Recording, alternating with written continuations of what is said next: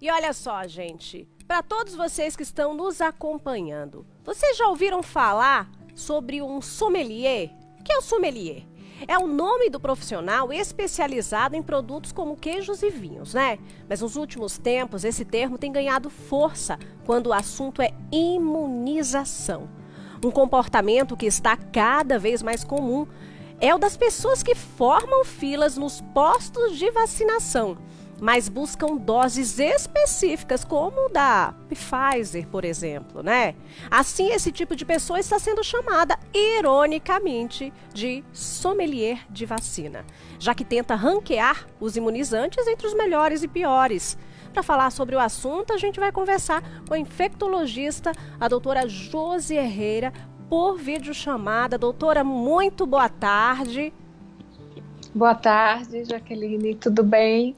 Obrigada Doutora, pelo convite para falar de um tema tão esperançoso, né? é verdade. Quando a gente começa falando sobre vacina, né, a gente abre aí aquela esperança de dias melhores.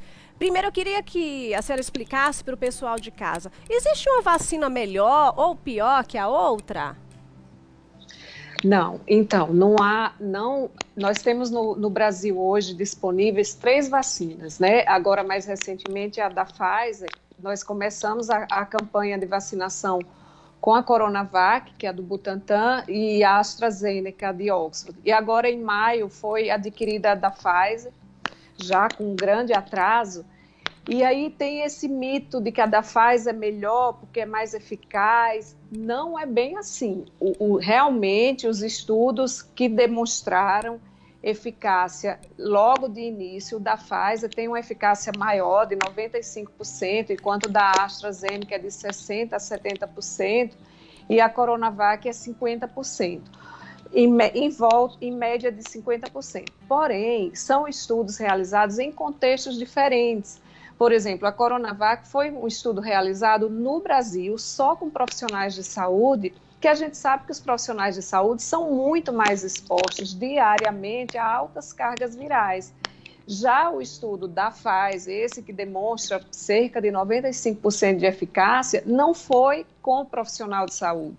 Então, são contextos diferentes que o leigo, quer dizer, a população em geral, que não é cientista, não deve estar se prendendo a esses estudos, porque são estudos realizados em populações diferentes, em tempos diferentes. Enquanto a gente está conversando aqui, no mundo está se estudando mais vacinas. Nenhuma dessas vacinas inicialmente lançadas para coronavírus são vacinas perfeitas. As vacinas boas, com certeza, ainda vão aparecer. Só que a gente tem urgência, a gente tem emergência mundial para que se controle essa doença. E só vai se controlar com vacina, o mais rápido possível. Então, todas as vacinas disponíveis são seguras. Os estudos não foram encurtados em segurança. Eles foram encurtados na fase de avaliar eficácia e efetividade, que efetividade seria a 4ª fase dos estudos, é quando a vacina entra na população em geral, que é o que a gente está vendo agora. Então, todos os dias a gente pode ouvir notícia de estudos novos, por exemplo, o estudo que houve agora, que está sendo realizado na cidade de Serrana, em São Paulo. Já é um estudo de efetividade, trouxe a vacina para a população em geral, e a vacina Coronavac com a eficácia maior do que a de bula dos 50%. Então, a gente não tem que estar achando que uma é melhor que a outra, porque, primeiro, que não dá para a gente falar disso agora. A gente não está podendo, né, se dar esse luxo. Verdade. E mesmo se pudesse, são estudos feitos em contextos diferentes. Isso é importantíssimo, não é, doutora? Que a gente não tem como dizer qual dessas é melhor para mim, porque... Sim. Cada organismo também responde de uma forma diferente, né, a todas as vacinas. Isso é importante a gente chamar a atenção, porque tem muita gente que está escolhendo qual vacina tomar.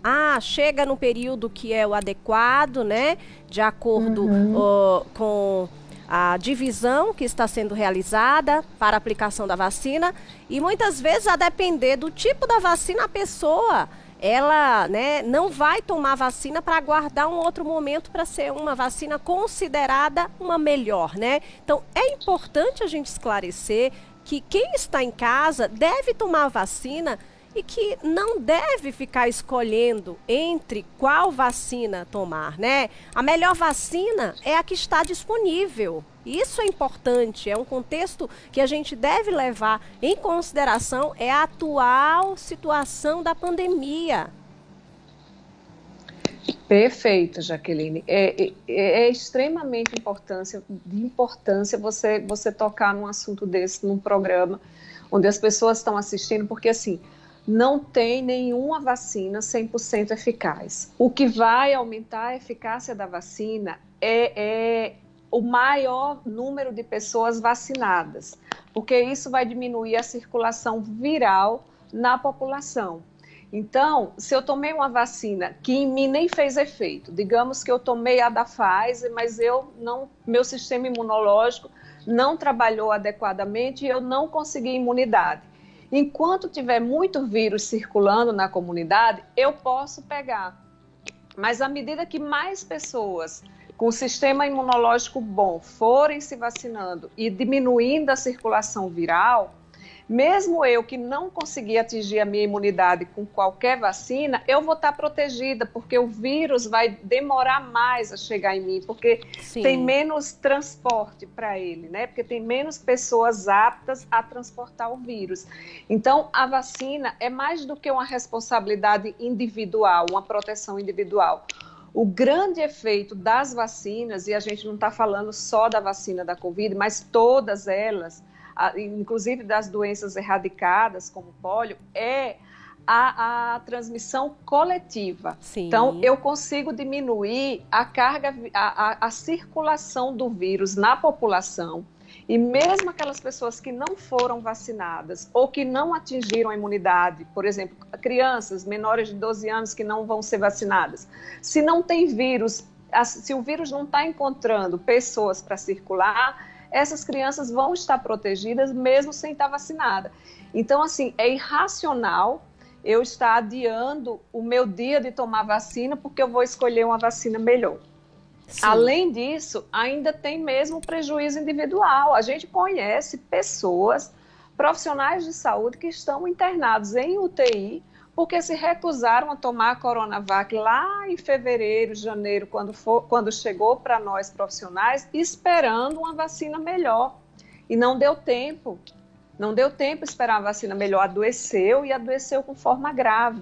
Então, além dessa proteção coletiva, a vacina tem uma coisa muito mais importante do que prevenir que a pessoa adoeça, é prevenir que a pessoa tenha forma grave, que a Sim. pessoa precise de UTI, que a pessoa vá a óbito, que todas elas acabam oferecendo uma eficácia nesse sentido, de forma grave, muito maior Sim. do que os 50%. Doutora, né? Nós estamos aí com o WhatsApp do Você em Dia disponível para as pessoas participarem, inclusive a Larissa Catiani, ela perguntou o seguinte... ela disse, na verdade, né, que está com medo de tomar a vacina da AstraZeneca, porque todo mundo que ela conhece acabou tendo reação, que foi febre e dor. E se tem alguma que não dá. Então, essa reação tem gerado também, né, uma dúvida nas pessoas. O que é essa reação? Quando a pessoa toma a vacina, algumas não têm, mas quem tem a reação? Como é que a gente pode explicar? Esse realmente é um ponto que as pessoas estão preocupadas, até porque criou-se um estigma em cima da vacina da AstraZeneca, porque as pessoas têm relatado mais efeitos, né, adversos do que as pessoas que tomaram as outras. Então, vamos lá. A AstraZeneca, ela escolheu uma metodologia para produzir essa vacina, é uma metodologia de vetor viral. Pega-se um vírus que causa uma doença em chimpanzé, que não causa doença em humano, e esse vírus leva um fragmento do Covid, né, do vírus, do SARS-CoV-2, para dentro do indivíduo, para que o indivíduo produza os anticorpos. É uma metodologia razoavelmente nova, e realmente tem se demonstrado mais efeitos adversos. Mas todas as vacinas, é esperado que todas as vacinas possam desenvolver efeitos colaterais, efeitos adversos em qualquer pessoa. Porque, certo, na verdade, você coloca o imunizante, é um agressor dentro do corpo, né? Dentro do sangue, vai para a corrente sanguínea das pessoas, para que entre nas células e produza anticorpos. E aí, se a pessoa tem uma resposta imunológica, isso já vai dar um efeito, porque já vai para lá, o seu sistema imunológico já reconhece aquilo como um invasor e já vai produzir as defesas. Sim. Então, é muito natural e muito comum que após todas as vacinas, todas, inclusive da gripe, as de sarampo, as que a gente já conhecia, nos primeiros 2 dias, as pessoas possam ter algum efeito colateral. Principalmente, o mais esperado é dor no local, mas algumas pessoas têm febre, têm calafrio, têm dor de cabeça, são sintomas esperados. Sim. Isso não quer dizer que só ocorre com a AstraZeneca. A gente tem relatos de pessoas com reações alérgicas por terem recebido a vacinação da Pfizer, a vacina da Pfizer. Mas por que a gente não ouve isso aqui no Brasil? Porque a gente está usando muito menos vacina da Pfizer do que AstraZeneca e Coronavac. A gente começou a utilizar Pfizer em maio. Não é uma vacina isenta. Todas elas podem conter efeitos colaterais. É uma resposta esperada. Sim. Agora, em relação à AstraZeneca, tem as histórias dos coágulos, né? E aí, inclusive, ela foi proscrita, quer dizer, ela passou a ser não indicada para gestante, até que seja mais esclarecido a reação em gestante. Mas o que acontece? No Reino Unido, onde mais de 20 milhões de pessoas receberam a vacina da AstraZeneca, a vacina de Oxford, 20 pessoas, em média 20 a 25 pessoas, apresentaram esse tipo de coágulo. E elas, na maioria, eram mulheres jovens, mulheres pré-menopausa, né? Abaixo dos 60 anos. Aí você pergunta, por que mulheres? Porque a população é a população mais propensa a ter trombose. Sim. E gestante também. A gestação já é um evento protrombótico, quer dizer, que pode, assim, mais fácil da pessoa ter uma trombose. Então, acabou que teve uma gestante aqui no Brasil, no Rio de Janeiro, que tinha tomado a vacina AstraZeneca e fez um trombo, né, que é a mesma coisa do coágulo, e numa veia que vai para o sistema nervoso central, e ela acabou indo a óbito. Pela relação de tempo com a vacina, até que se afaste, e vai ser difícil conseguir se afastar, até que se afaste que foi causada pela vacina ou que a vacina de alguma forma colaborou, a vacina foi suspensa para gestantes, a vacina da AstraZeneca. Para esse público específico, né? Para esse público. Enquanto então, a gente tem não que tem ficar novos atento estudos, né? Em contraindicação, exatamente. Sim. Para gestante está contraindicado a vacina da AstraZeneca. Olha, mas por causa dos efeitos, não vale a pena você evitar de tomar, você perder seu tempo de tomar esperando uma próxima, porque a gente tem muito mais gente com coágulo, com trombo, internada porque pegou o trombo depois da Covid. A Covid, a doença, também é protrombótica, ela também é uma condição que determina uma facilidade de se fazer trombos. Sim. É a doença, doutora, muito mais do que a vacina. Sim, doutora, aqui o Gustavo, né, também falou, né, todos têm que se vacinar. A Larissa aqui falando, né, também. O Gustavo, assunto interessante. A Marcela parabenizando pela iniciativa de falar sobre esse assunto, né? Então, a pergunta do Gustavo, todos têm que se vacinar? Então, agora a gente ainda não está, já foi liberado pela Anvisa para adolescentes também a partir de 12 anos, né? Para crianças menores que 12 anos ainda não está liberado. Talvez como a gente começou a conversa, com o andar da carruagem, as vacinas vão sendo estudadas, aperfeiçoadas, provavelmente vai ser liberada para criança também. Sim. E neste momento também não está indicado para gestantes sem fator de risco. Eu particularmente sou contra, mas é uma decisão ainda do Ministério que para gestante que não tem comorbidade ainda está suspensa, né? Até que se tenha mais estudos. Então, o recado... Então, para esse grupo de criança e gestantes sem comorbidade, nesse momento está suspensa. Para criança nunca foi indicado e para gestante sem comorbidade, nesse momento está suspensa, né? Sim. Doutora... Mas, no geral... Então, termo, né? E Fica à vontade. Não, é que eu ia também esclarecer assim, quem teve Covid espera 4 semanas, um mês, 28 a 30 dias. Certo. Outro grupo também. Isso é importante, né? Porque tem gente que diz, eu tomei a vacina, mas acabei tendo Covid logo depois, né? Então, aí a gente volta. As vacinas não são 100% eficazes. A gente pode adquirir a vacina mesmo depois pode adquirir a doença mesmo depois de vacinado. Além disso, eu tenho que dar o meu tempo para o sistema imunológico agir. Então, por exemplo, pelo menos 15 dias depois da segunda dose da vacina é que meu sistema imunológico vai estar produzindo os anticorpos. É claro que pode ser que após a primeira dose eu já tenha alguma produção.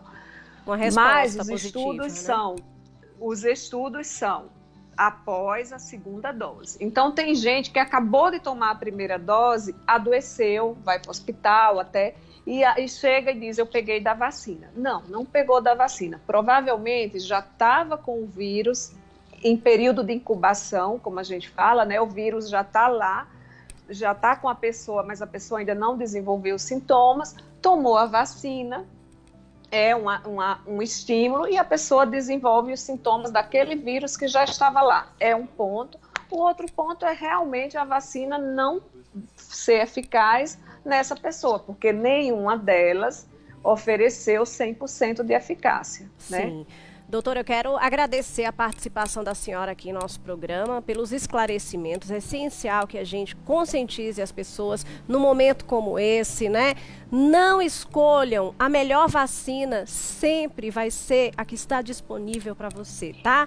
A melhor vacina é aquela que vai estar no nosso braço, né? Já que a vacina estava tão aguardada, com tanta expectativa, né? Tanto tempo agora é a hora da gente, né, na verdade, torcer para que chegue o nosso momento, para que a gente possa aí adiantar e alcance a imunização do maior número de pessoas possíveis num tempo menor. Não é isso, doutora? Muito obrigada. Perfeito. Muito obrigada a você. Uma ótima tarde.